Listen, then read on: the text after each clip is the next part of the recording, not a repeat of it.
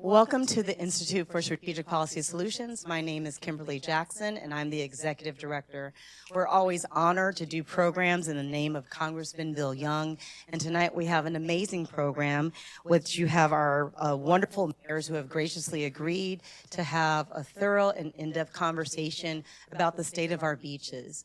The Institute has been around for some time. We do forums for the betterment of the Florida college system. This is our third year doing our beach program. I would like to thank our exceptional team who works tirelessly to make these programs occur, and particularly Sam Jenkins for his tireless work with the beach mayors. And we're also grateful just to have the audience here.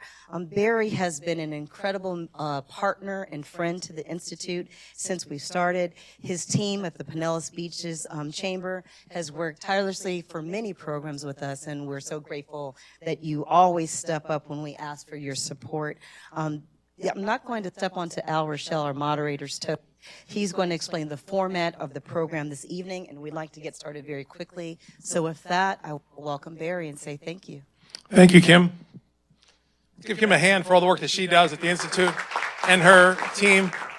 So on behalf of the Pinellas Beaches Chamber, I want to thank you for coming out tonight. We have some really wonderful folks for you to hear from. Just a moment ago, Fox 13 asked me why we do this, and I say it's all about transparency, and they asked me what we're going to hear, and I said you're going to have to wait to hear what you're going to hear. So but I do hope, just to reiterate what Kim said, because everybody seems to escape these events and runs right to their cars. There's no reason to do so. We have a great reception for you out on the veranda tonight. So please stay and enjoy a beverage with us. And we have our sponsor, Chick-fil-A, has provided the food, so it's all there for you, and we are very, very excited. So without further ado, you won't want to hear any more from me. Less of me is always best. We're going to hear from our mayors and Mr. Rochelle. But let's start with Mayor Capper, right? Mayor Love, Mayor Scheer, Mayor Brooks, Mayor Doctor, and Vice Mayor Thompson, correct? Vice Mayor Thompson. So we're going to let Al do the who's, what, and where's. And I just want to thank you all again for coming. If we don't know each other, please let's stay a few minutes and let's solve that problem. I know most of you in the room, but those that we don't, we could fix that really, really easily. So looking forward to it. Mr. Rochelle, I'm going to leave it up to you in your capable hands. All right, thank you. And you're all set. So thanks for coming, and enjoy the program.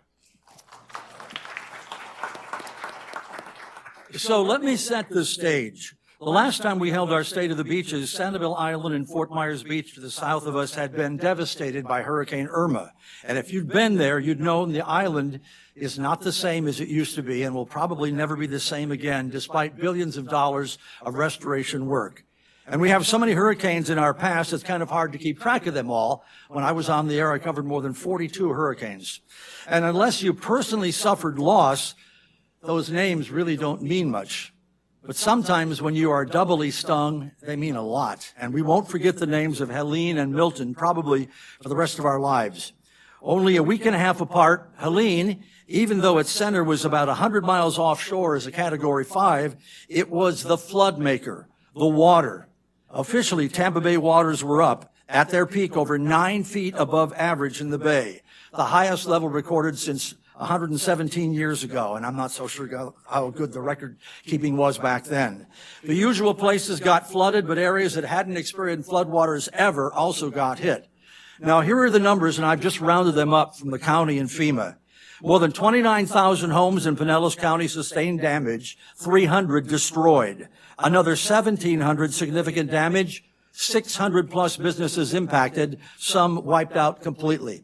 Then came Milton, as my grandson said, saying, not knocking the name, but he said, that's kind of a wimpy name for a storm, isn't it, Grandpa? And I go, no, don't worry about the name, but it landed right on top of us. And it was the wind maker. Sustained winds over 100 miles an hour, gusts to 125 at St. Pete Clearwater Airport. Sarasota was the bullseye of this monster. In Pinellas, 13,000 homes damaged, 500 destroyed, 400 businesses took a hit.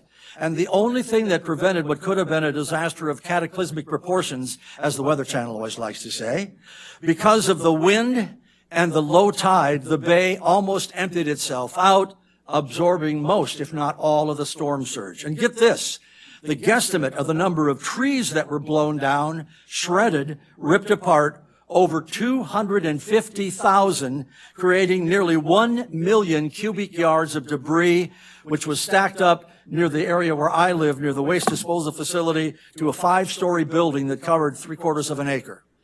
But here's a number that's more personal.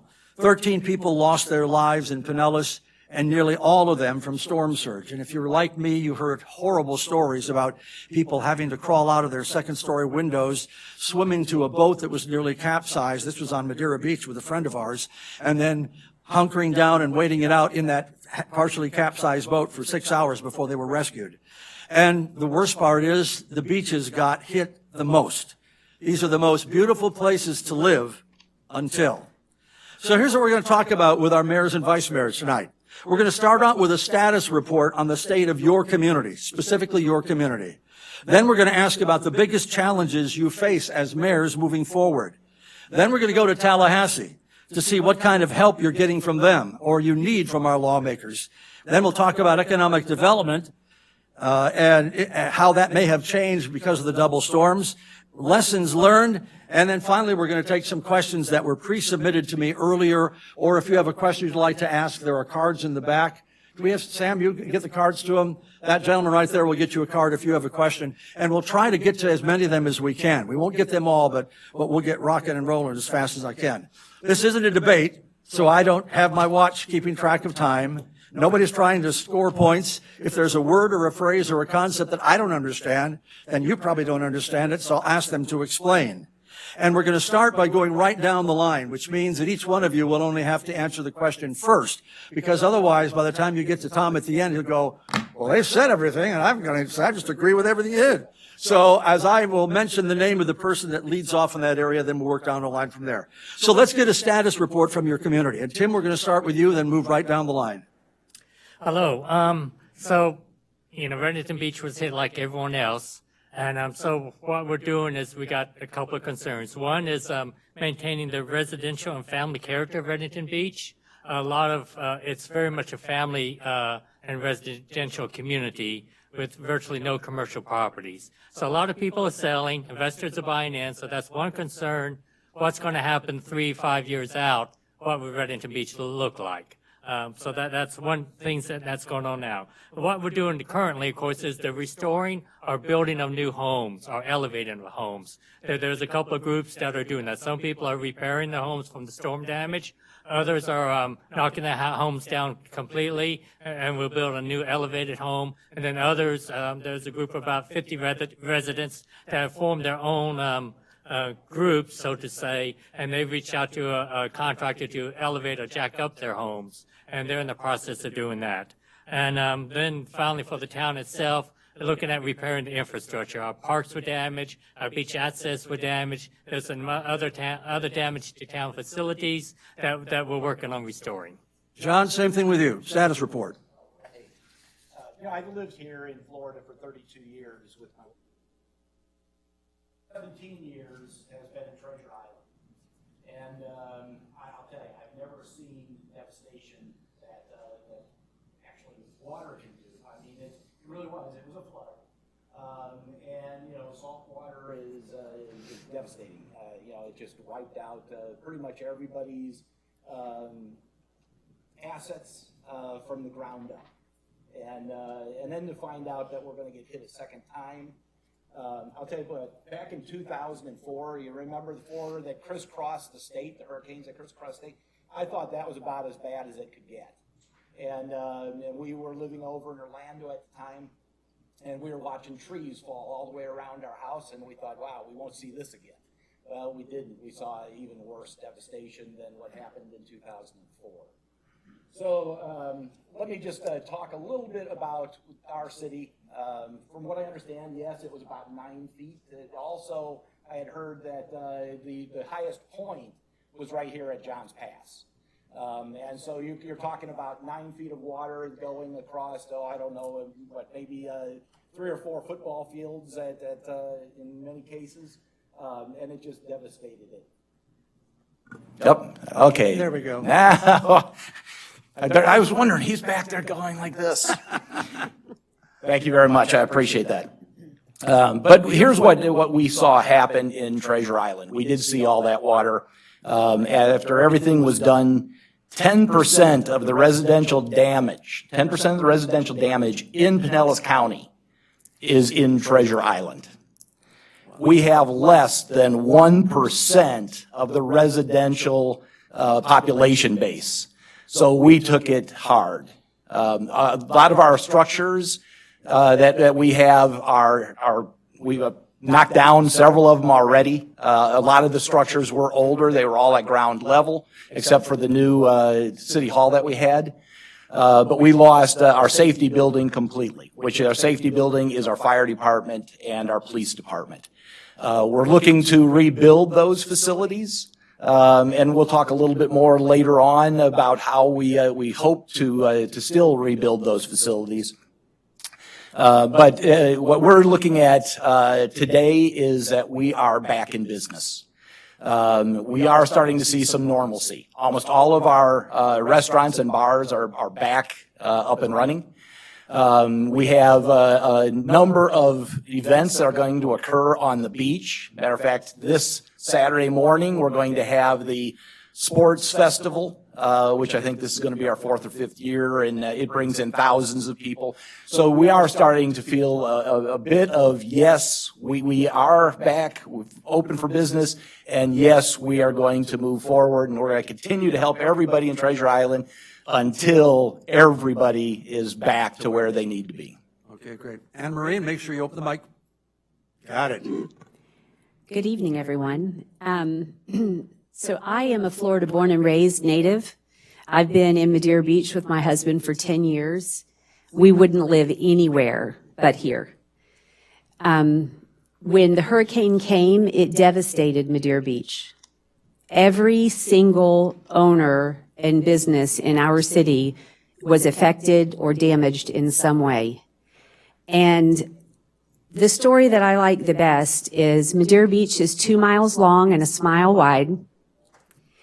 And the day after the storm, when residents started coming back on the island, within a few days, the city had trucks and trailers, and we were out driving around the city delivering bags of ice and cases of water. And the thing that struck me and still strikes me when I think about it is how I watched people drag everything they owned to the road. They lost everything. And they were still smiling. Neighbors were helping neighbors. And they just did what had to be done. And to me, that just tells you who we are in this little town, 2 miles long and a mile wide. Our city has fought to rebuild. Our residents have fought to get back in their homes.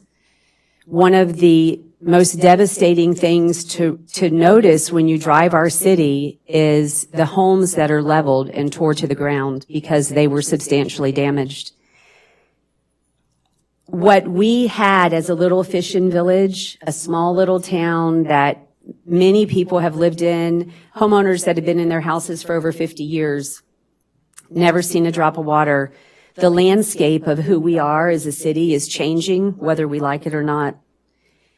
And it's sad. It's sad to see all the bungalows go away and see that you just know a big house is coming back. But we're working hard, and our businesses are opening. We just had the John's Pass Seafood Festival a few weeks back. This weekend is King of the Beach. Our residents are working hard, and they have wonderful attitudes, and we have a city staff that's working hard to help everybody get back to where we need to be. And I'm pretty proud of that. Great. To be a part of it. Diantha? I'm from Indian Shores, and we're a very small community as well. We're 2.6. We be in length. However, we're only like on the other side of Gulf Boulevard, like one condominium or house wide. So we don't have other streets to be that concerned about. We do have some beach cottages that were devastated.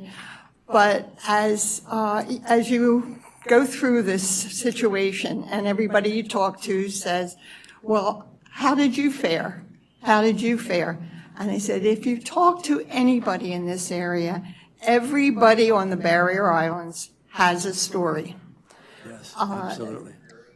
Yep. Yeah, and it's interesting in how the town has come together and continuing to do our traditional things after we got the streets cleaned and the houses underway. We've had our St. Patrick's Day Festival, which is a tradition in Indian Shores, where our Homeowners Association is hosting a chili cook-off next week, and we celebrate Memorial Day every year, and that is being put together again, and for the citizens of Indian Shores. In other words, we all pull together to continuing to make Indian Shores a great place to live. We were fortunate in some respects in that we were mostly, we're 60% condos and townhouses and only 40% of single-family homes or cottages. So we were able to sort of weather the storm a little better than some. There's still some big issues with some of the condos because elevators are a big issue. Some of them weren't because so many elevators were out across the beaches, getting the people in to do the mechanics and getting the parts for it's been a trial. But other than that, I think we've done a pretty good job in Indian Shores. We have our own building department, which really was a great thing to have because our building supervisor hit the road running, getting permits out pretty rapidly. And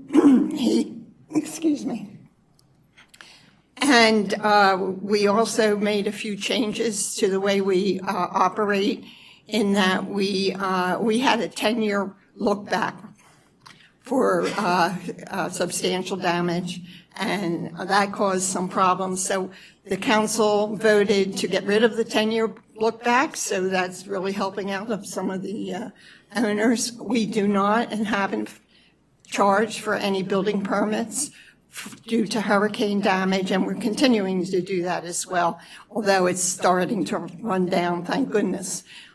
He's been out doing a lot of inspections. We're almost done with the inspections for that. So we're going forward pretty quickly. I'm very proud of the way Indian Shores has reacted during this time. And like I said, everybody has a story, some of them worse than others, but we're pulling together and we're getting there. Karen? Thank you. So I'm Mayor Love from Gulfport, Florida. We're 3 miles square. We're not on the Gulf. We are on the Boca Ciega Bay. I always like to say that we were hit by 3 hurricanes and a pop-up flood in a matter of 2.5 months. Debbie took out our boats. The day after Debbie, there were 16 boats on our streets. Okay. Then came Helene. Helene took out our homes. We lost 637 homes to flood water, though to varying degrees, so I don't want to say they're all lost permanently. And then Milton took out our trees. So, and in between there, we also had a pop-up flood. Bear Creek in St. Petersburg overflowed, and because we're used to the water coming from Boca Ciega and going up the streets, but this was different. When the Bear Creek overflowed, we're lower than St. Petersburg, so our streets were just like raging rivers. So we really got hit with a lot in a very short period of time. Our city itself has several properties that are right on the water. Our rec center, our beach, our casino, which I hope all of you have had a chance to come and dance at, our Williams Pier, and our marina. So to most people, it would look like we've not made much progress, but we have. There's so much behind the scenes that has to go on. The engineering and the designing is happening, and we hope to have everything open again, of course. Our properties that are not on the water that were damaged are all up and running. I mean, we had our priorities. We have all of our services are being provided again. I think our city and our staff are doing a really good job with what we have. When it comes to our businesses, I can think of 4 of our bars and restaurants that are not open. The rest of them are. Any night you can walk into Gulfport and you're going to find music at least 5, 6, 7 different places. So we are open for business and we're doing well. But, we're not going to be happy until we have everybody back. And then in terms of our homeowners, 637 damaged to varying degrees. So right now I would say we have homes that are being razed. In some ways that's really exciting because we actually are raising some of our older bungalows. So I'm very excited. So we have homes that are have been raised. We have homes that are being grazed. We have homes that are, it took a while, but you hear all kinds of drills and saws and concrete mixers. We have some new construction already starting. We have lots of repairs being done.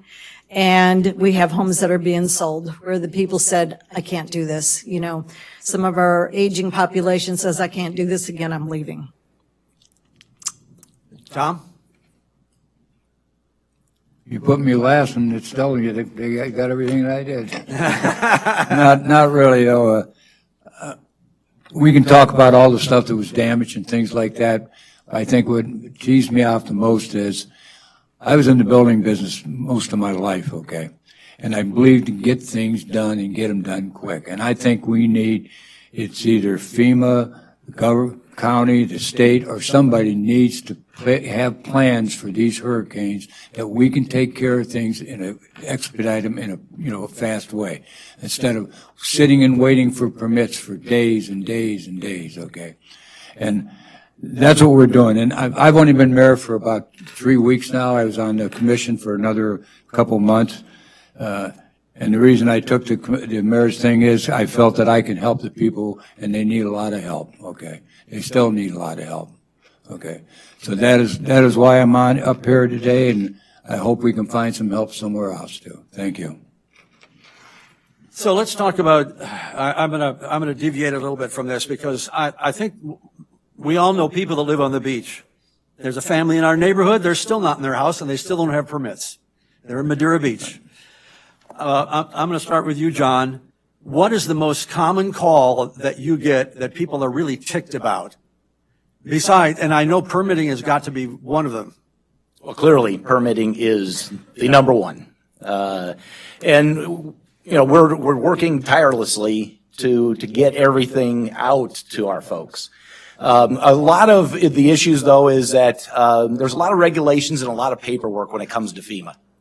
And when it comes to just permitting in general, there's a lot of paperwork. So even if, there wasn't a storm and you wanted to go and replace your kitchen, there's a lot of work to be done, and a lot of paperwork and everything to be signed off on. And so, we're moving forward, in a couple of different ways.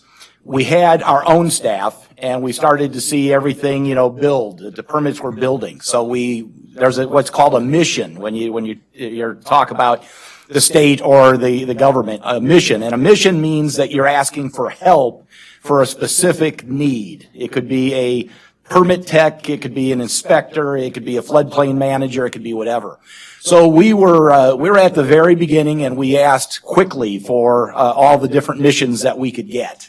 And at that time, FEMA was paying for all of them as well. Well, we found out that even with the state missions, all the help coming from the state and the county, that we needed more help. So we actually went out to a private engineering firm and brought in about 12 folks from a private engineering firm that helped us move things along. Now, that didn't happen until about January. And so we were already months in and everything was still backing up. Now we have we've already issued about 1,900 permits, and we're moving very rapidly to try and wrap everything up. The biggest problem now that we have is that the folks that are still working with their insurance companies, there are folks that still haven't come down from up north to their properties. There's people that are out of the country, and we need to get all of those wrapped up. And so that's going to be a real challenge to get all of those because, things are beginning to shut down. And when I say that, FEMA now has pretty much left.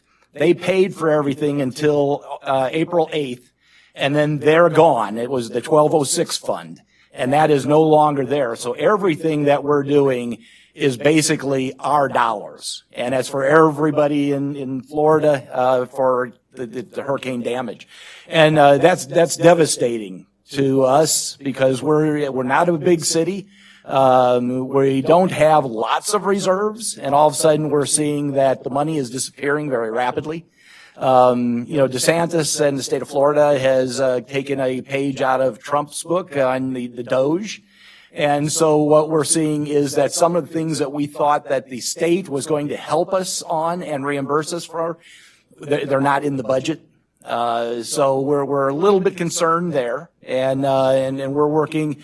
We lost our fire department, our police department facility. We lost our public works facility. We lost even at our parks. We saw that we lost several pavilions and our maintenance sheds. We took it hard. We lost a lot of bricks and mortar. And unfortunately, the FEMA and the state do not like to reimburse for bricks and mortar.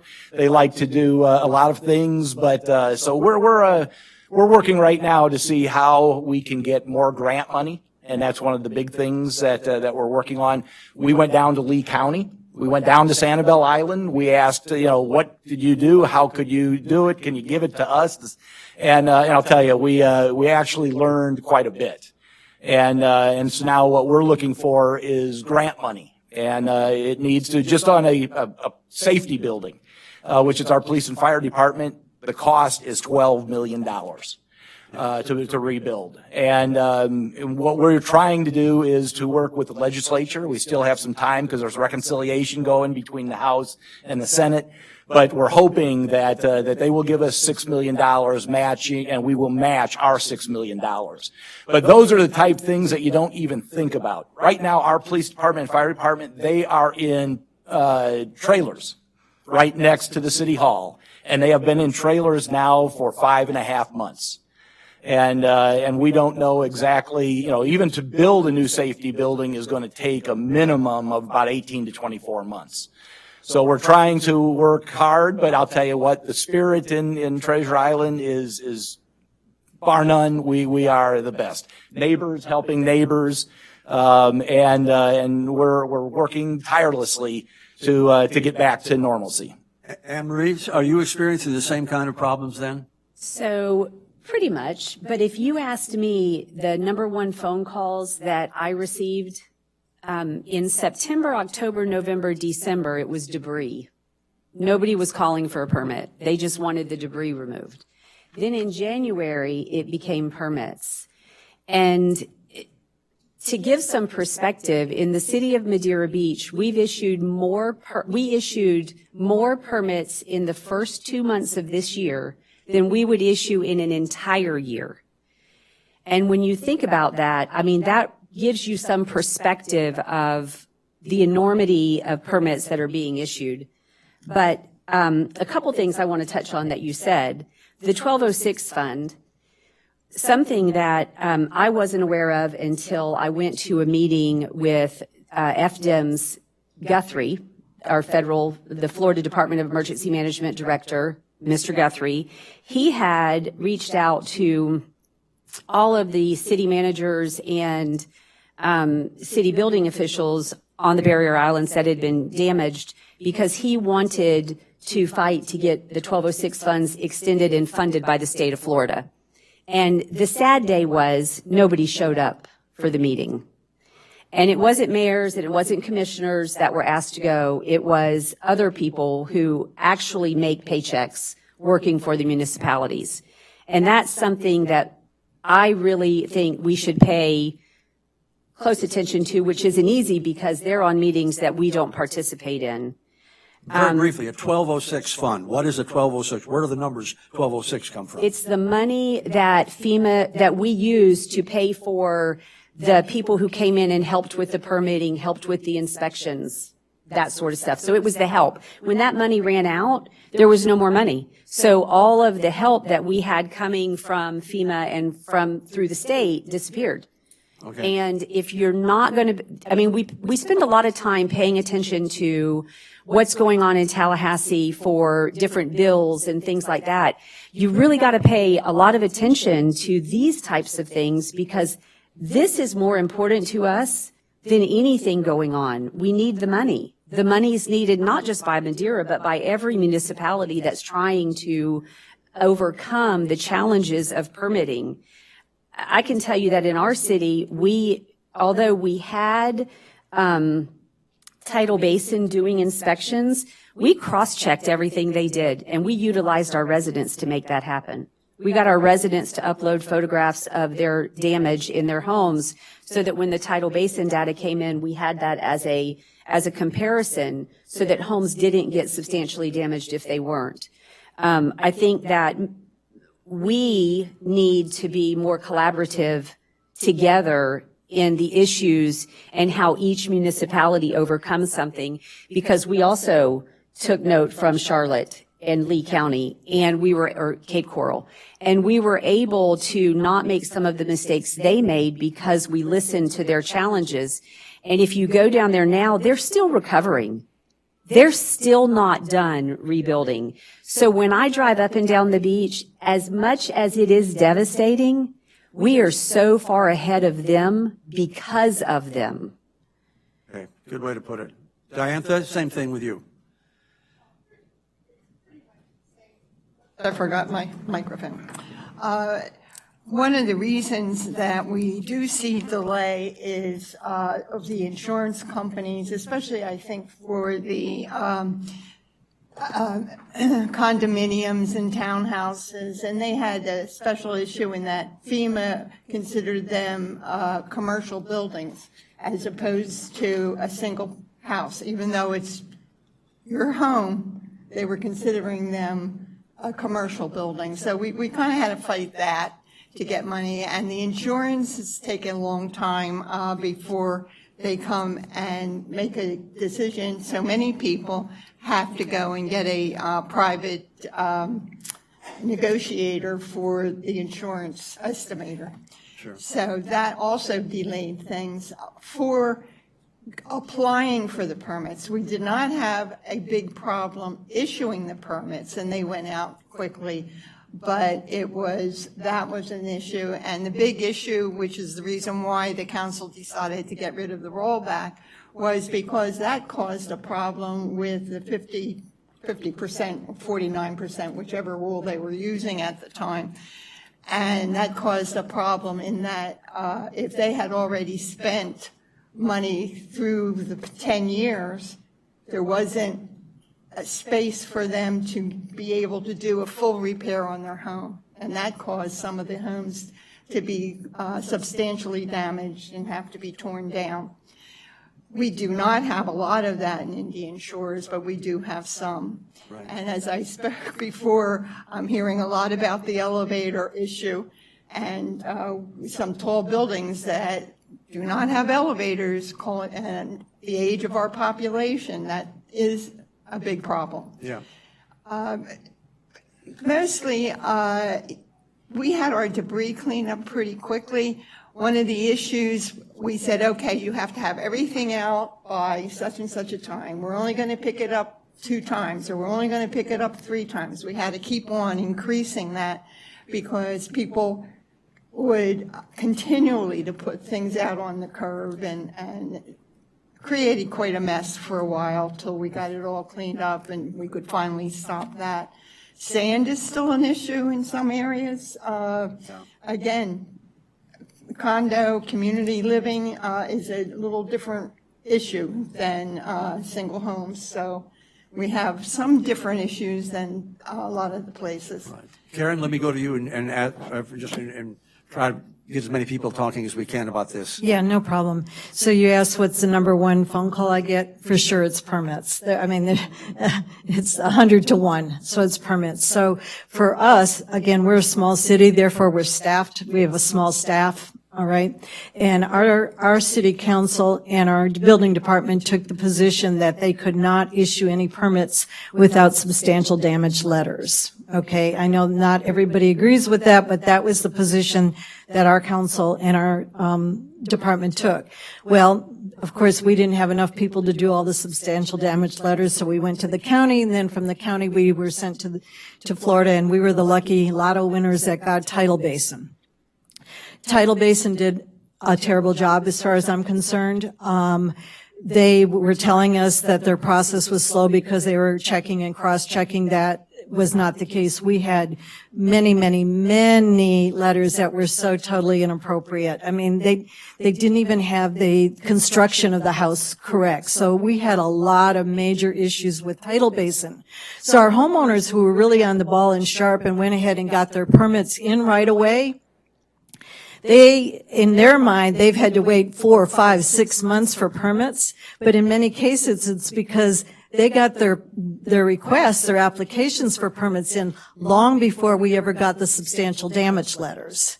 Okay? And then when the substantial damage letters came out, we had homeowners saying, but I took in 2 feet of water, and they're getting substantial damage letters 75%. So that then meant that we had to hire staff, and we were given some staff through the state, and we had to go back and recheck all these letters. So right now, we still have plenty of people that don't have permits, but we've had, huge success. I don't want to say in the last 30 days, because that would look like I'm trying to take credit for it, and it's not. It's just been accumulative. So I'm going to say the last 6 to 7 weeks, we've had some major progress in our city. But we were really backlogged because of what happened with Tidal Basin.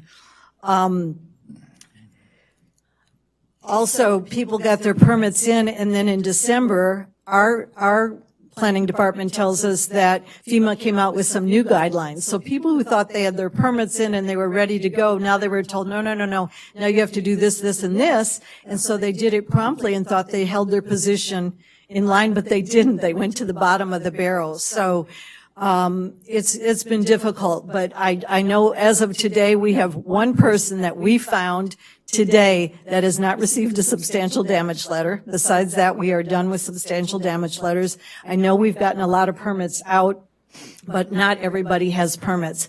But fortunately, more and more people are calling me, and sometimes it's a matter of they also, because we were maybe later than some people, we are now fighting for the same contractors. Yeah. And sometimes the contractors maybe told our homeowner, oh, I put in your permit 6 weeks ago, and when we try and do some back leg work for them, we're finding out, no, your contractor requested a permit 2 weeks ago. So we've been behind the game, I feel, but I also feel like substantial changes, and there's nothing like getting up on a Saturday morning and hearing buzzsaws everywhere. Yeah. Tom, you were an inspector, so you, how would you? I wasn't an inspector. I was a builder. A builder. How would you slim down the process? Yeah, first of all, I agree most of the stuff here at Reddington Shores went through the same thing, okay? And Reddington Beach, we have the same building department, okay? And we all try to work together. My thing is, I've lived in Florida since 1982, okay? I've seen a lot of hurricanes, okay? And I cannot understand why there's not a program that we can follow to get things moving a heck of a lot faster, okay? And it's just like a building permit. You wonder why some of the builders don't want to come in here to get a permit for this? Because they got to sit and wait forever, and they got to come in and they got to detail each one of their costs, okay? I don't know if anybody in here is a builder or not, but you give a quote out. You don't have to tell them your drywall is X amount of dollars, this is X amount. Well, that's one of FEMA's rules, okay? And that screws it up because they go in and they got to wait. They got to go back and do it again. And our biggest problem is it seems like every time you turn around, I'd get a phone call and this guy says, oh, I went down to get my permit and they lost something. I don't know how many times that happened. I got to tell you this one story. It's pretty sad. This just happened the other day. Guy on 175th Terrace, okay? He has a triplex, okay? He's lived there for 40-some years. He gets a letter from the city, from our building inspectors, that he's only a twinplex. He's not a triplex, okay? Because he's got 2 units up, 1 unit down, okay? But they're saying that is illegal. It's not a triplex. He's paid taxes for it for 40-some years. He's got 4 meters on the place, 3 meters for the apartments, and 1 meter for the house meter. And he can't get a permit. What's the guy supposed to do? He's an elderly gentleman. That's where he lived. So they're pushing him out. It's just things like that, I think, bugged the hell out of me, and that's why I became mayor for a short period of time, and I want to try to do something to speed the system up. Thank you. Jim? Yeah, certainly, we're with Reddington Shores and also Mayor Love. Very similar situation with Tidal Basin. But I'll just give you one example of some of the regulations that we have to follow. So the substantial damage letter, which was done by Tidal Basin, does an evaluation of a flooded house as to how much damage was done based to the structure value. Is that above or below 50%? Right, a very simple line item. X amount of dollars, is that above or below 50% of the value of the structure, right? So that letter comes out, over 90% of them are wrong. Some of them horrendously wrong. So now the resident has to do an appeal. They can't get a permit because they're above 50%. So they do an appeal. Now the building department does the same evaluation, and in over 99% of the cases, the appeal comes in below 50%. So now the resident can get a permit. So they go and turn in their permit. Guess what happens next? Part of the permit process that FEMA requires is floodplain review. So now the contractor has to turn in and spending $10,000 for drywall, $25,000 for labor, $45 for screws. All of those items has to be detailed. That, again, is compared to the 50% value of the structure above or below before a permit can be issued. 3 times the same evaluation is being done. And that's just one example of the inefficiencies that we are facing from the federal government and in smaller part the Florida Building Code. But those inefficiencies just drive up the time that it takes a building department personnel to issue a permit before a permit can be issued. So, Anne Marie, I'm going to start with you. Fix it. What? Because here's the reality. How many of you expect that when you have a problem that your elected officials are going to help you out, right? Oh, most of you have the realization they can't always help you out, isn't that? But we as citizens all think that you guys and gals can fix it. So you say there's no blueprint on how to get it to help? You got anybody in Tallahassee you could go to and say, hey, I'll volunteer to put together a blueprint on how this gets done? So I had the opportunity to sit in a closed-door meeting with the director of FEMA and with Mr. Guthrie, the Florida Department of Emergency Management. They came to Pinellas County and they invited all of the mayors on the barrier islands to come, and those of us that could go went. It was an extremely good, open forum conversation in being able to listen to where they are coming from and what they would like to see. I'm of the opinion, based off of that meeting, that FEMA does want to change and understands the pains of the city. The reason they formed the meeting and invited the mayors is they didn't want the perspective of the city manager that runs the day-to-days. They didn't want the perspective of the building official who's, all about the numbers. They wanted to hear from the people who hear from the people, and that's who we are. We can't make changes. We can advocate for it. We can support our community, but the change has to be made at the federal and state level. I can just say this. When Helene hit, the day after Helene hit, and we as a city started working on what are we going to do. This is before FEMA came in and said, whoa, whoa, whoa, whoa, whoa, you got to stop because you can't do that. That doesn't meet our criteria. Our staff went out, as well as Mike Twitty, the property appraiser. They were out, and they were taking pictures of homes, and they were doing inspections. So we did inspections for several days until we were told you had to stop. Had our professional staff who's licensed, they've gone to school to be engineers, building officials, had they been able to move us from flooded muck and gut to permits and people back in their homes, we would have been done in December. Oh, boy. Because our building official, he's our building official.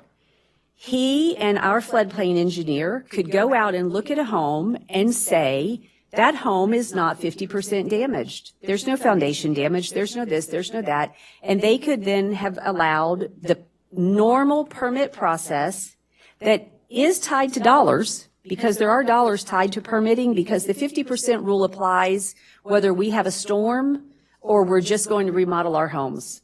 That's a Florida building code. We're not getting rid of that, I don't think, likely. So, but the issue in the permitting is the bureaucracy of FEMA. Dot all your I's, cross all your T's, make sure you don't make a mistake, because if you do, we're going to punish you. And I can tell you that when I left that meeting that day with Director Hamilton, he was committed to getting rid of the red tape. So I'm hopeful, very hopeful, that that will continue. And that's the only way that you're ever going to see a storm pass through and residents be made whole, is to put it back in the hands of the community, because the federal government is too bureaucratic, and they have no business coming into a city and telling a licensed building official and a licensed engineer that they can't make the determination of whether a property is 50% damaged or not. Do you all agree with that? Yes. Yeah, Tom? Yeah, one thing about holding up all the details that they go through. Here's a good one. Okay, the people that are over the substantial damage, they can get an appraiser and come back in and fight it, okay? So what happens is that appraisal goes out there, and he brought the thing up enough that they can go ahead and fix their building. He sends his paperwork in. It takes the building department another week to even study the appraisal. They shouldn't have to study that appraisal. That appraiser is a licensed appraiser in the state of Florida. And if he doesn't know what he's doing, then he's the one that's going to get in trouble. If that appraiser comes in that says it's worth $500,000, that's what they should mark down and go with it. No, they got to go through details. So can I rebuttal on that Yeah, just a little? keep going. So, and I only know the experience from our staff. Right. But our staff, when we first started the software program that we were working in, that was sanctioned by FEMA, but we ended up having to use a different software, actually allowed staff to go in and look at the home and determine that that house had a valuation of $50,000 because they built it 50 years ago and had lived in it. It never sold, and could look at the home and use the calculations to increase the value of the property without having an ACV appraisal. And we were doing that. And we did that on several properties, and were able to increase the value of the home respectively to what would be in line with the professional opinion, and then take into account the amount of work that needed to be done, and be able to say this house can be fixed for well under the 50%. And if you got a house that is over 50%, there's structural something. And you really don't want to live in that house. You don't want to live in a house that doesn't get the wiring repaired, that's been sunk under the salt water, where the corrosion is going to eat up through the wiring, and you're going to wake up with a fire in your home. Nobody wants that. But I think that there were tools that we had at our disposal that FEMA didn't allow us to use because it didn't meet their criteria. But it met the criteria of a safe home that would meet the 50% and would follow the Florida Building Code. And who better knows how to recover from a hurricane in the state of Florida than the state of Florida? Right. So let's continue this conversation. The insurance industry, I mean, it's a mess. I don't know how to describe it any other way. And it seems that when talking to people that had a lot of damage and stuff, getting them to agree to what was damaged and what wasn't, I mean, it was always a fight. We had tree damage, and God help you, if you have 100-year-old oaks that fall on your property, they don't cover it unless one of them, a branch, hits the house. And then if the branch hits the house, you better pray the branch hits the house, because then the insurance company will pay for that. Is anybody, even in your cities, looking at this whole picture and going, something has got to change. Otherwise, we're not going to be able to afford to live here anymore. Diantha? Yeah, that was what I was speaking to, with having to go out to a public adjuster because the insurance company really underrated a lot of the properties. So in order to get what you needed to get your place replaced or fixed, you had to get a public adjuster to get the money, the value up on your property. And that's happened to a lot of the places in Indian Shores. So I'm blaming the insurance company. You can't accept their first offer. The insurance company, you've paid thousands for years into insurance. Right.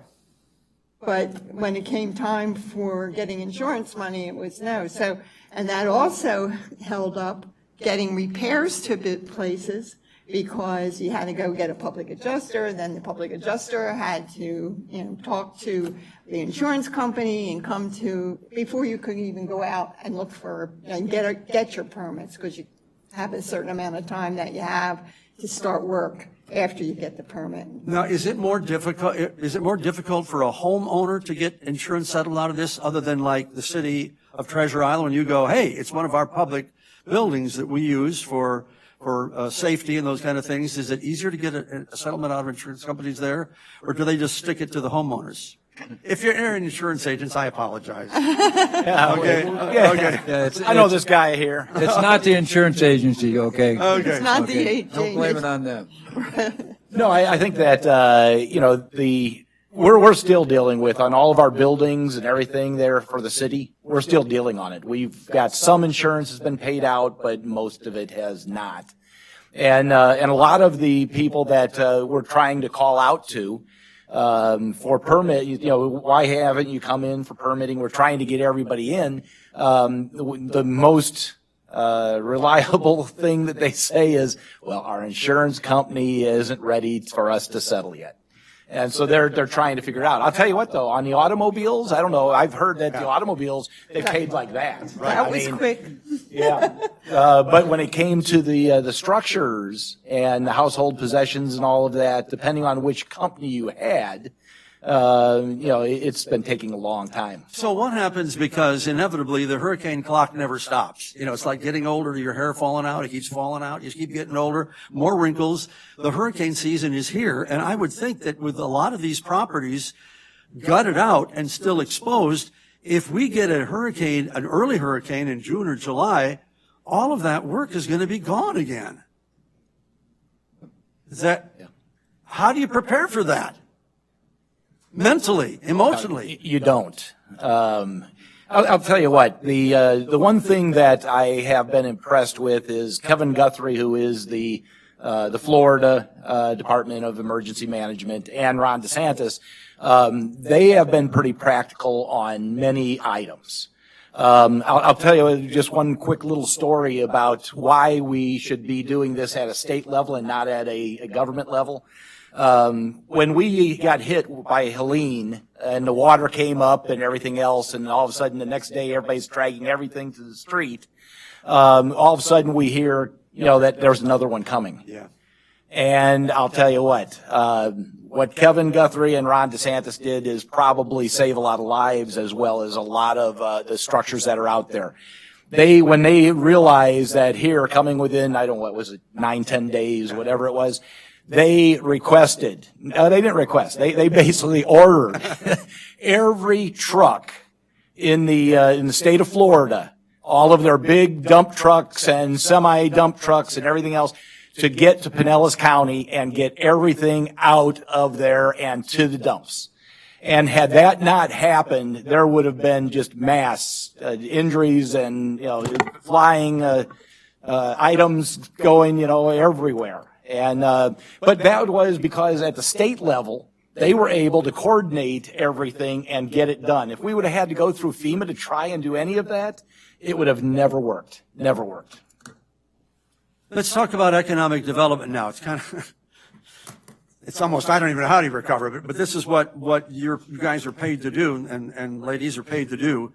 how do you go ahead with even thinking about economic development when, number one, you've probably lost some residents who are saying, I'll be danged if I'm going to live in Florida one more month. When you have a lot of these businesses that were small businesses, we call them the mom and pops. I love the mom and pops. There's more character in mom and pops than the Domses are. Not knocking them.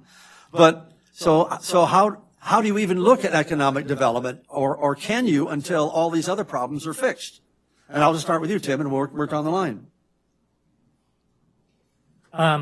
Great question, right? So Reddington Beach is a little different in that regard. We got one commercial property. So our economic development is really looking at, one, we look to hire local contractors, local construction firms.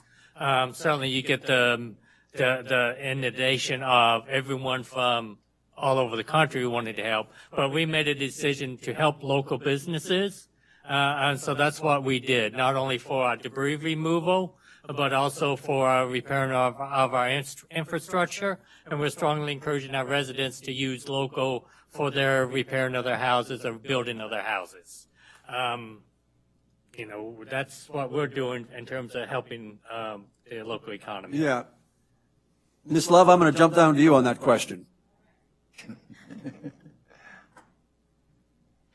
So Gulfport's small, and we don't have a lot of open land, okay? But our waterfront district is very developed, and we bring in good crowds all the time. I think in terms of the city, the best thing that our city can do is continue to promote the fact that most everything is open, but mostly the job of the city and our staff right now is to work diligently to get our waterfront amenities up and running. So right now our rec center is still closed, our casino is closed, and I don't see that being open anytime in the near future, though it will reopen. Our pier is closed, and our marina is closed. So I think in terms of what the city needs to be doing is everything they can to get those up and running, because that brings a lot of money back into our city.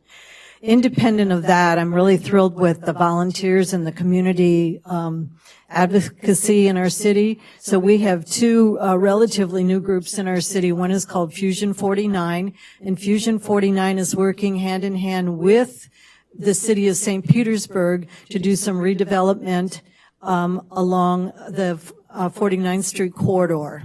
So there's a lot of mom and pops there, but they probably could do better if we had a little bit slower traffic and working along that whole corridor. So they are working independent of the city with the support of St. Petersburg. St. Petersburg and Gulfport are working together to bring in some traffic calming ideas and methods. So that's moving along really well. I'm really proud to see they've come a long way in the last 12 months. And then we have another new group in our community that are calling themselves the Midtown Collective group. And they are not focusing on downtown Gulfport. They are focusing on our other major roads. And they are helping a lot of other businesses, small mom and pops, because that's who we are, get up and running. And I'm really pleased to see the progress that they're making as well. Mm-hmm. So what are you doing and I want to answer from all of you, what are you doing to prepare for this hurricane season? I mean, people could basically say, hey, the beaches have sand, so they'll eventually correct themselves, or we can take care of them easier because there's not as much, in quotes, debris. But when you see, I'm just thinking of in Clearwater, on Island Estates, I mean, we have friends that live out there. You were driving down a road and you couldn't see the houses because the garbage was stacked 10, 15, 20 feet in the air. So I can tell you that the one thing I really want to brag, Gulfport did a fantastic job. We hired 2 different companies to get the debris out. So we did a really good job. And then we have local volunteer groups that work hand in hand with Keep Pinellas Beautiful. And like we'll be cleaning up one of our residential neighborhoods this Saturday. I'm not talking about the big debris now. I'm talking the machines came in and took out the big debris, but we still have all the pieces of tiles and glass and photo albums, the little things. We're going to be cleaning that up. So that's really good. Also, we have the hurricane preparedness meeting is May 29th, and that is a fantastic meeting. All are welcome. That happens at our Catherine Hickman Theater, and they just give us every resource that you should have on the front end in terms of how to prepare your home, to prepare your car, to prepare your business, to prepare yourself mentally, food. I mean, that first year after I went to that seminar, I'm telling you, I had the kayak in the living room because that's how we were going to escape, and I had the rafts in the sunroom because that's where we were going to put the dogs, and we had staged a ladder and an axe. I mean, they prepare you. So I'm really proud that we're doing that again May 29th. And then I've organized a volunteer group, strictly volunteer group, that's going to piggyback on that, and I have the survivors of the actual storms are writing a very similar booklet to the hurricane preparedness called Post-Storm Recovery. So it's not at a government level, it's not at a state or a county level, it's Gulfport people writing for our future generations of folks in Gulfport and telling them what did they do to survive the first hour, the first day, what did they take photos of, what did they do that they now realize was a waste of time, what did they do that really saved their butt, and what do they wish that they had known then what they know now. That's great. So I'm curious in the audience again. So how many of you are going to prepare for this hurricane season different than you did last year? One of the things that we got stuck in because of the dire warning from the mayors, they both came on and said, you're all going to die if you stay here. They did. Jane Castor said it, and you also had our mayor in Pinellas County, and the commission said that. 12 and a half hours to get to Jacksonville. I didn't realize that you can drive 60 miles an hour on the shoulders with 3 other lanes in between you. And that's what people are doing.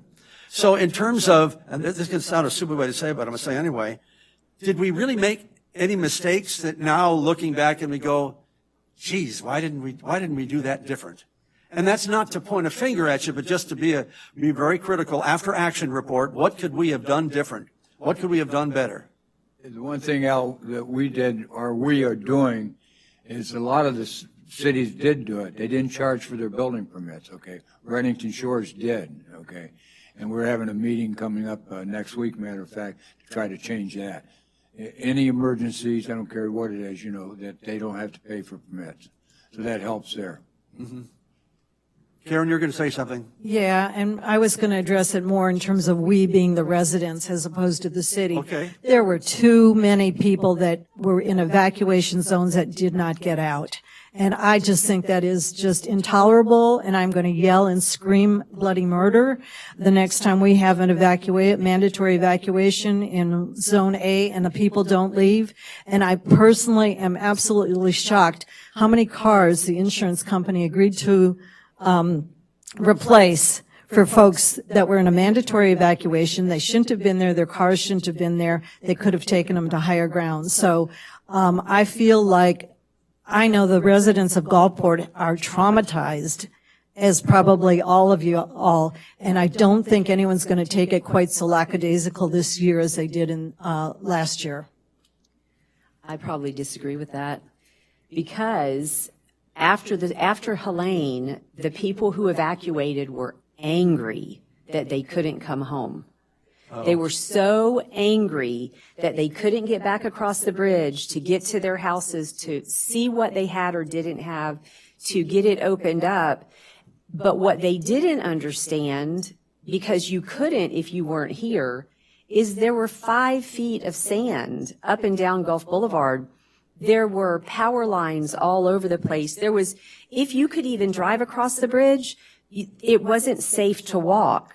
So I think that, and if you stayed, you were the people being carted off in the high water vehicles the next day who were scared out of their mind because they stayed. But the ones that didn't stay don't have that fear, but they have that, and they're holding that anger that they couldn't get back and get to their properties. If they could have just got back, they could have opened the doors, they could have swept out the muck, they could have saved something. And I worry about those people, because if any of us can sit here and say, there's nothing we should have done different, we've been asleep at the wheel. There's always a better way, and you learn the better way because you go through the motions of the process. But I fear for the people who left, that if we were to get another Milton or another Helene and we took a direct hit, they're not going to leave. and for all the wrong reasons. And that, to me, is more scary than, did we get the debris right? Did we get the permits right? That's lives.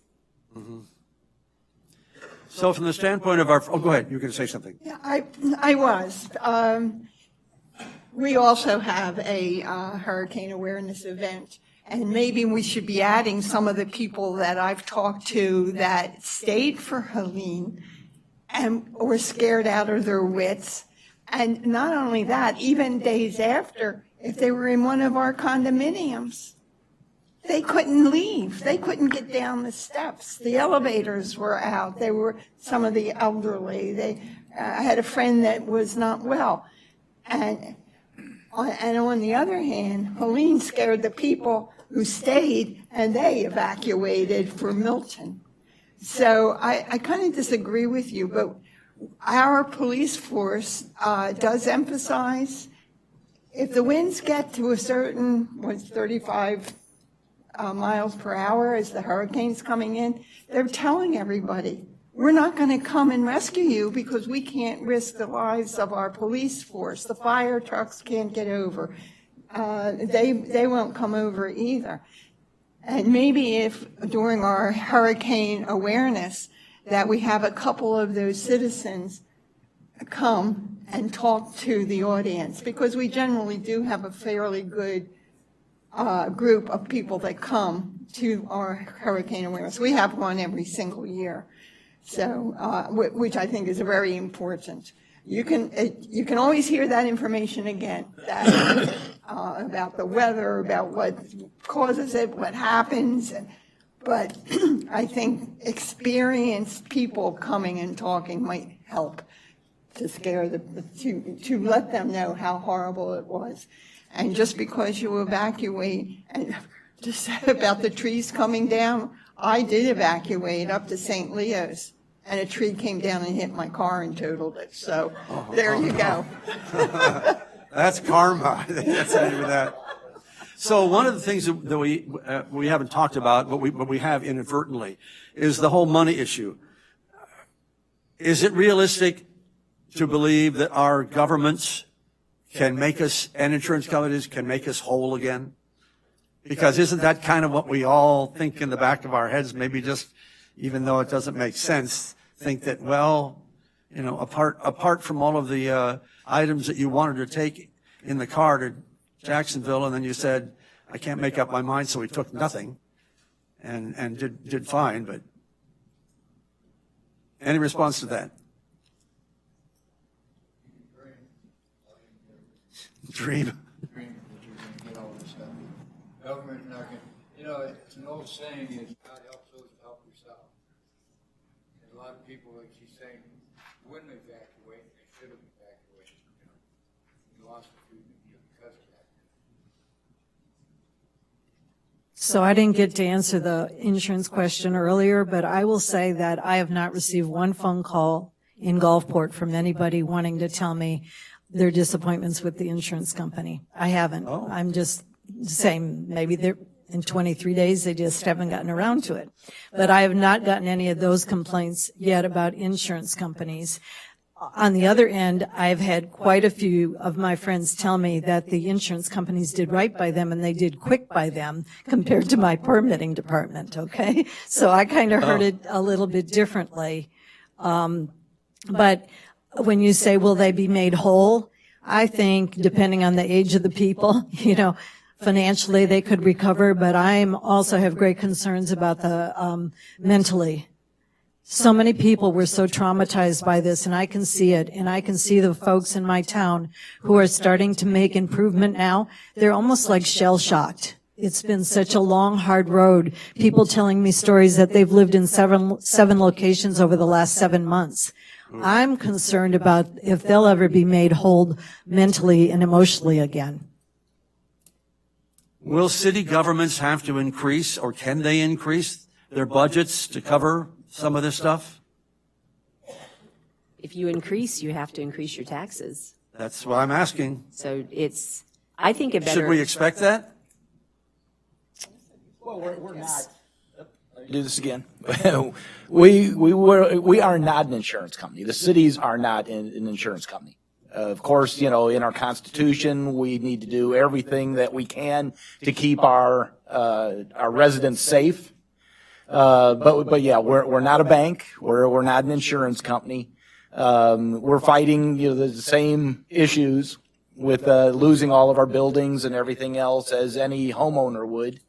And you're never going to be made completely whole. And there's a lot of things that we all have lost. Whether you had your garage stuffed with all your possessions, that you didn't want to have in the house. And I think that that's important to realize that even the insurance companies, they're not going to make any money if they make everybody whole. Mm-hmm. So if you've got a lamp that you've had for 10 years and you spend $100 on it, you're probably not going to get $100 from the insurance company. Right. But will the city governments have to increase your budget going into next year, knowing what you lost and knowing what you didn't recover? As mayors, will you be asking for increases? Can you ask for increases, or is that all up to the county to decide how you get your money? No, that's each city it goes through the millage rate. Right. And that is increased by the individual cities. Have you heard whether it's going to go up or not? Well, we're going to decide. So okay. I don't think that we are at a point that we're going to need to increase it. I think that a lot of folks, what they had happened or what they were looking for was a decrease in the millage rate. I don't think that we'll see a decrease in the millage rate either, because we don't know what we've lost and we don't know exactly how much it's going to cost to repair or replace. But I know that we've got from our assessor, Mike Twitty, he basically had done some numbers several months ago, and he basically said that for Treasure Island and most of the islands on the beach that we are going to lose between 8.5% and 10% of our money that we received last year. Now he's taken a look and said, well, okay, a little bit different. And he said, the good news is it's going to drop to probably about 6.5% loss, not 8.5 to 10, but it's going to happen this year. And that's what the problem is that we're all trying to figure out now. If it's going to happen this year, how much cash flow are we going to have each month? Are we going to be able to actually take the reserves that we have and make us kind of whole for this year? Because I think everybody probably has a small reserve. Right. And our reserve in Treasure Island was $7 million. Well, that's a drop in the bucket. Yeah. But I think that it can keep us and allow us to move forward into the next year. And so I'm feeling pretty optimistic, that with that reserve and with the insurance money that the city is getting, that we should not have to raise our millage rate. Mm-hmm. Go ahead, Tom.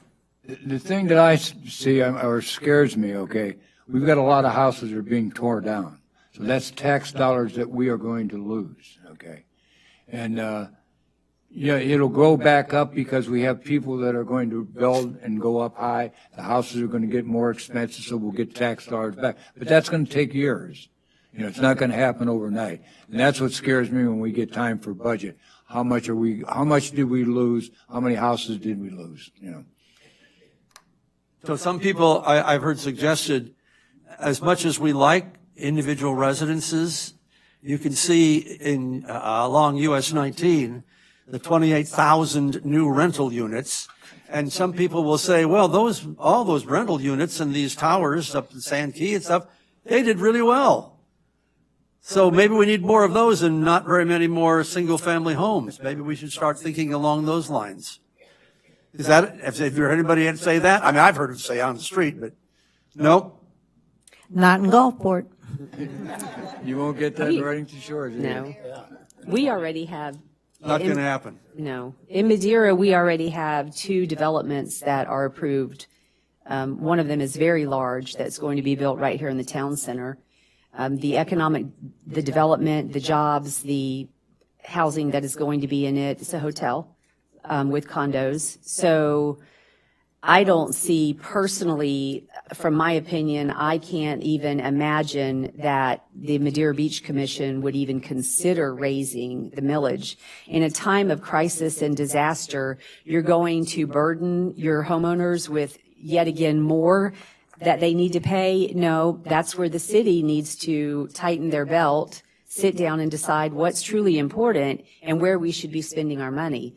And if it is that there was going to be a shortfall, we need to figure that out, not place that on the resident when they're in their worst times right now.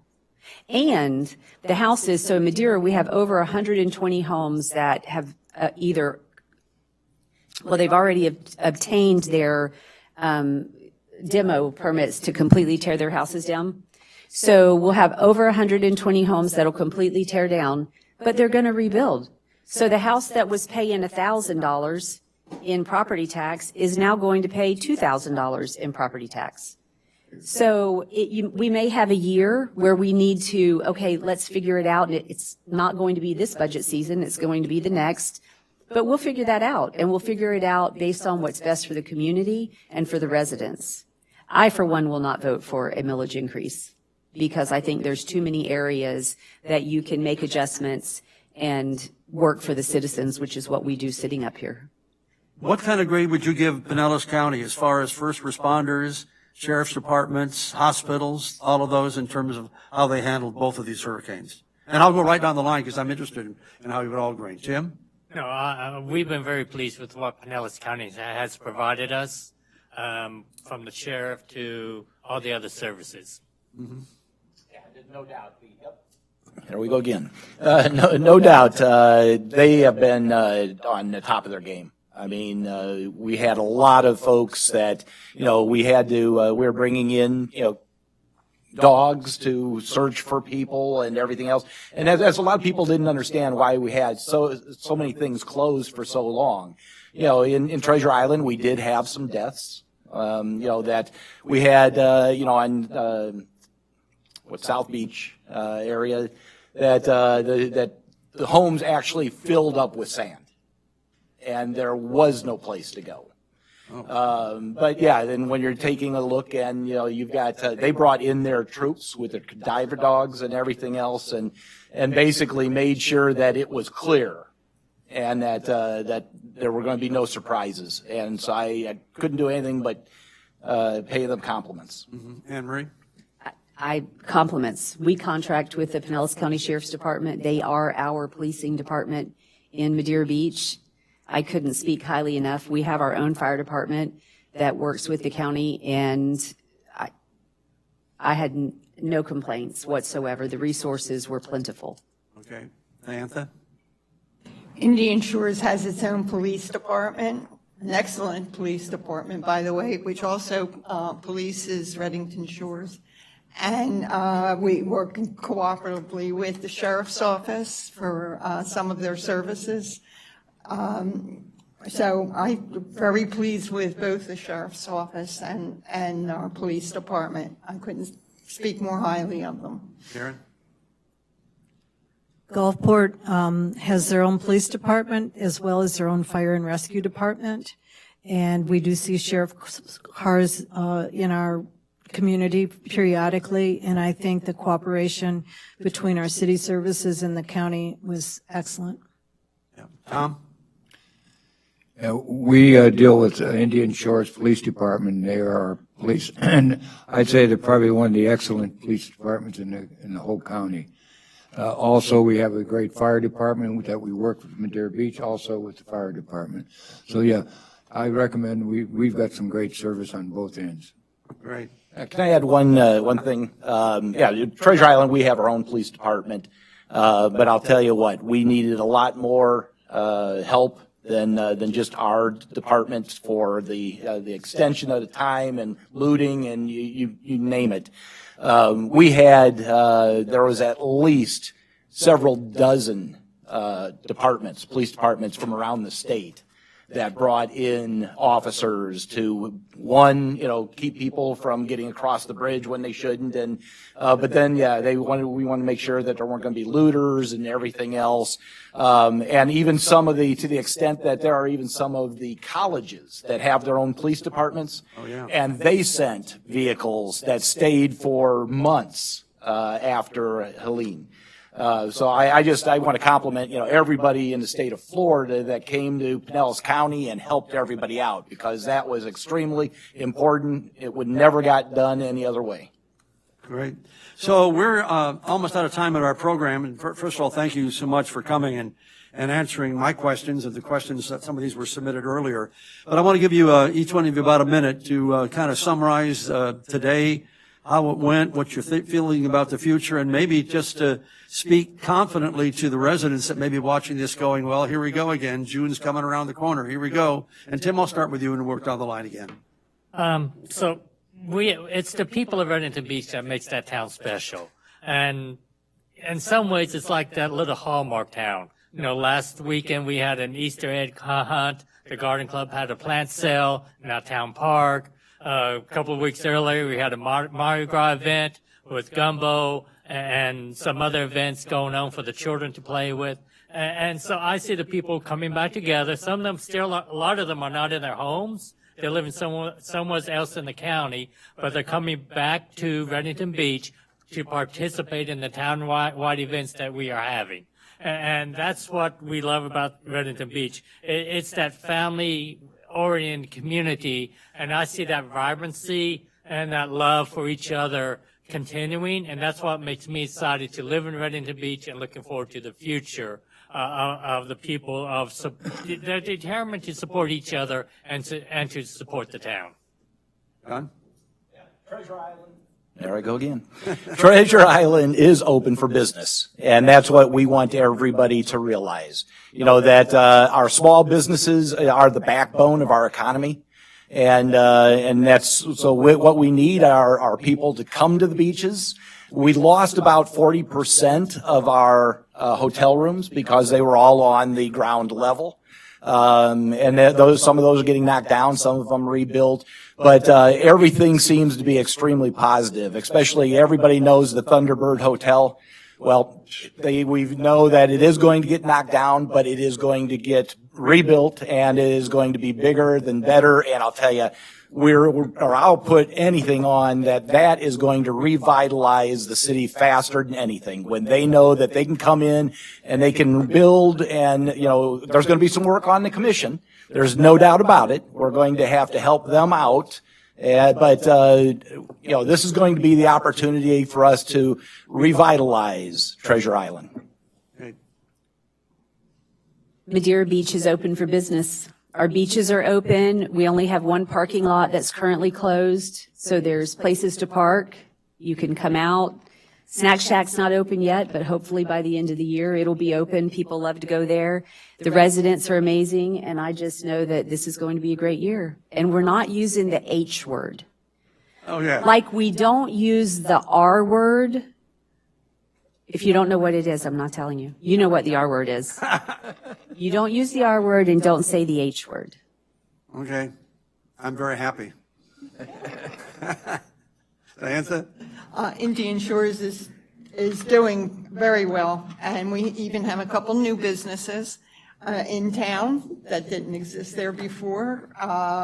We're basically open for business. Our citizens are pulling together, as I said before, and we're doing the best we can to bring everybody together for our traditional fairs.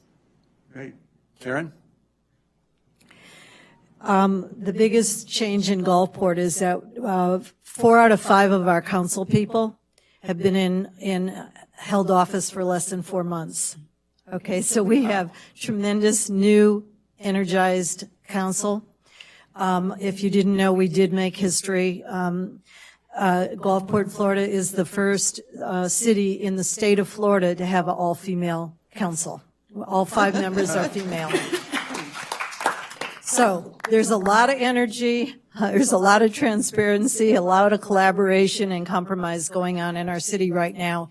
We're very energized. If you were to be downtown, you would, and not looking at our waterfront, you would not know that we have just been through what we've been through, because people are on our streets and we're doing really well. What excites me the very most is that we have so many young people in our city who are advocating for our city, who are going off in all these different directions and organizing groups to do this and groups to do this. We've got this one whole committee now that's just organizing all of our volunteers so that next time, because there will be a next time, maybe not my lifetime, but there will be a next time, that we will have volunteers already set up to handle all the different sectors that we needed help in. They should be ready to go immediately. So I'm really excited. Reddington Shores is also open for business. We have several businesses in Reddington Shores, a lot of restaurants, and I instructed the building department, no red tags on any of the businesses. They are having licensed contractors working on them, and they will be finished, and work with them. Thank you. All right. Well, thank you, audience. You've been very helpful and very polite, and nobody's running up and down and going crazy. But thank you for giving me the opportunity to talk to you, mayors. You do a great job. I know it's one of those things that's a little bit thankless at times, but it's so good to know that for those of us that call Pinellas our home, that we're going to do what's necessary to take care of each other. Absolutely. Sam, you got a final word or two here. Well, thank you, Al. Can we give the mayors and Al a round of applause one time? Thank you, Al, for your professionalism. Thank you to the mayors for your service. Thank you all for coming out tonight. We have a couple of slides here. The first is Congressman Bill Young. Without him, we wouldn't be here. Without Beverly, we wouldn't be here. We will try to honor his service and his legacy at every program. So we encourage you to watch the documentary that we produced in-house. Tells the story of his legacy intertwined with the Institute's legacy. We hope you get a chance to watch it. We have social media, Linktree. You can find us, connect with us on social media. And then lastly, thank you again to our partner, Barry, Jill, and the entire chamber. We'll have a reception outside. It's a beautiful night. We hope you can join us for food and drinks, and enjoy your evening. Thank you.